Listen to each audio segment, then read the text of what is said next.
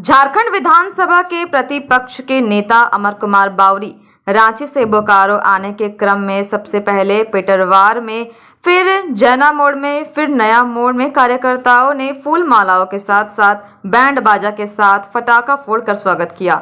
बोकारो के नया मोड़ पहुंचने पर प्रतिपक्ष के नेता अमर कुमार बावरी ने बिरसा मुंडा के प्रतिमा पर फूल चढ़ाकर नमन किया।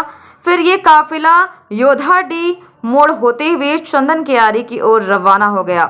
इस दौरान भारी संख्या में कार्यकर्ता मौजूद रहे। अमर कुमार बावरी ने मीडिया से बात करते हुए कहा कि प्रतिपक्ष के नेता के तौर पर पार्टी ने जो जिम्मेदारी दी है उस पर खरा उतरते हुए जन मुद्दों के सवालों को विधानसभा में रखने का काम करेंगे। उन्होंने कहा कि आने वाले लोकसभा चुनाव में 14 के 14 सीटों पर जीत होगी और केंद्र में नरेंद्र मोदी की सरकार बनेगी। उन्होंने कहा कि साथ ही आने वाले विधानसभा चुनाव में भी भाजपा की जीत दर्ज करके सूबे में सरकार बनाएंगी। उन्होंने एक सवाल में जवाब में कहा कि प्रतिपक्ष के नेता का मुद्दा झारखंड सरकार ने इसलिए लटका के रखा था ताकि सरकार डर रही थी कि उससे कोई सवाल पूछ ना सके, इसलिए 4 साल तक प्रतिपक्ष के नेता के मुद्दे को लटकाए रखा। लेकिन अब खुले नेट पर गोल नहीं कर सकते हैं और बाकी बचे कार्यकाल में उनको जनता के सवालों का जवाब देना होगा। उन्होंने कहा कि आने वाले सत्र में भ्रष्टाचार 1932 के तहत स्थानीय नीति के सवालों पर जवाब देना होगा।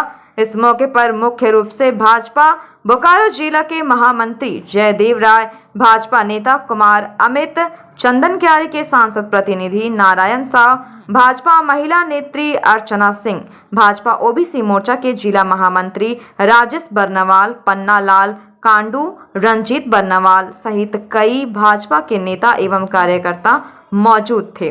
बोकारो से विजय आनंद की रिपोर्ट। जो पूर्णता को नहीं प्राप्त किया था, नेता प्रतिपक्ष का नहीं रहने से संविधान जो विधानसभा में पूर्णता को प्राप्त उधर से लगा आज मैं कह सकता हूँ कि यह जो बाकी के समय है इसमें नेता प्रतिपक्ष का दायित्व को निभाते हुए सरकार के जितने भी कारनामे हैं उसको जनता के जनता के समझ खड़ा करने का काम करेंगे।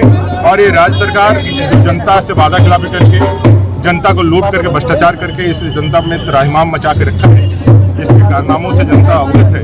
इसको वैधानिक रूप से हम लोग परास्त करते हुए 2024 में नरेंद्र मोदी जी के नेतृत्व में केंद्र में भी सरकार और राज्य में सरकार। जब यहाँ से विधानसभा जाइएगा पहला मुद्दा कौन सा होगा जिसको उठाने का? मुद्दा बहुत सारे हैं, अपने है, भ्रष्टाचार है, तत्कालीन जो मुद्दे हैं, लॉ एंड ऑर्डर है, ये सब कुछ है मुद्दे। इतना है 5 लाख युवाओं को रोजगार देने की बात, 5,000 बेरोजगारी भत्ता देने के बाद 1932 के आधार पर खतियान आधारित नियोजन नीति देने की बात, ये सभी चीजों में सरकार फेल हुई है। सब बोला दे रहा है लेकिन पुरुष का है, विपक्ष कह रहा है। बोला नहीं, ऐसा है कि भारतीय जनता पार्टी ने तो 4 साल पहले ही अपने नेता विधायक दल चुन करके हम लोगों ने बाबूलाल मरांडी को दिया। ये तो सत्ता पक्ष का डर था, जिन्होंने इसमें अड़चन लगा के 4 साल तक मान्यता नहीं दी। इसलिए जब अपने आदरणीय बाबूलाल मरांडी जी प्रदेश अध्यक्ष बने तो उन्होंने दायित्व को दिया है। अब सरकार भाग नहीं सकेगी। खुले नेट में जो गोल करके 4 साल उन्होंने समय निकाल दिया, फाका जो गोल कर रहे थे, अब फाका गोल नहीं होगा। अब उनको जनता के सवाल जवाब। 2024 कैसा रहेगा? 100% 14 की 14 सीटें लोकसभा में और विधानमंडल में अपने भारतीय जनता पार्टी के नेतृत्व में सरकार बनेगी।